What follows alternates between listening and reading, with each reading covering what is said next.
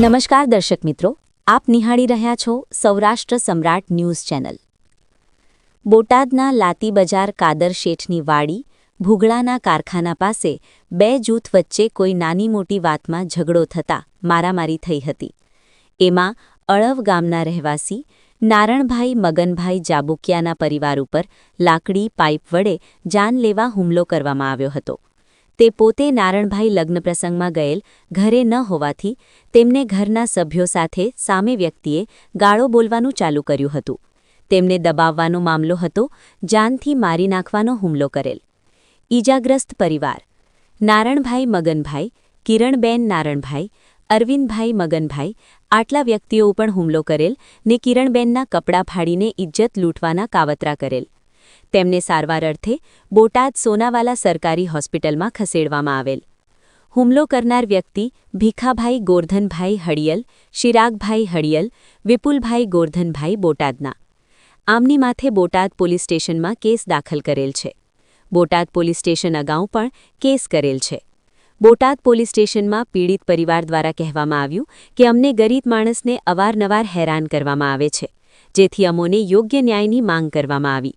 નારણભાઈ તથા 4 દર્દીને ભાવનગર ખાનગી હોસ્પિટલ ખસેડવામાં આવ્યા। Bureau report Mansukhwala, Gadhada. મારું નામ નારાયણભાઈ મગનભાઈ જાંબુકિયા। અમે લગ્નમાં ગયા હતા કાદર શેઠની વાડી ભૂંગળાના કારખાના પાસે। અમારી ઉપર હુમલો કર્યો ચિરાગભાઈ।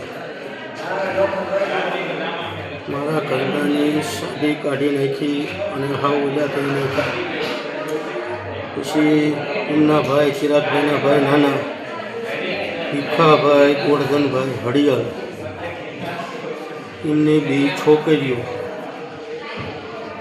પછી કરુણાબેન ધોકો લઈને ભીખાભાઈ લોખંડની પાઇપ લઈને મને માથામાં મારી જાનથી મારી નાખવાની ધમકી આપી, તમને પતાવી દેવાના છે। 4 જણા અજાણ્યા શખ્સ હતા, અમને હાવ મારી નાખવાનું કીધું છે, બરાબર। અમારું અહીંયા કોઈ છે નહીં, બરાબર।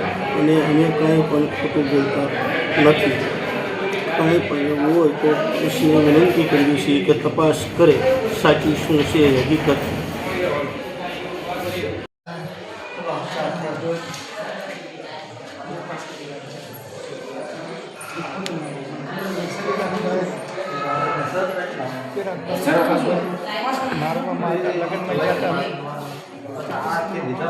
એવું લઈને આવ્યો હતા, ભાઈ એવું ઘોડીઓ ફેરવા લગ્નમાં મારા ભાઈનો હાટલો કાઢી નાખ્યો, મારા ભાઈને એમને બધાને માર્યા।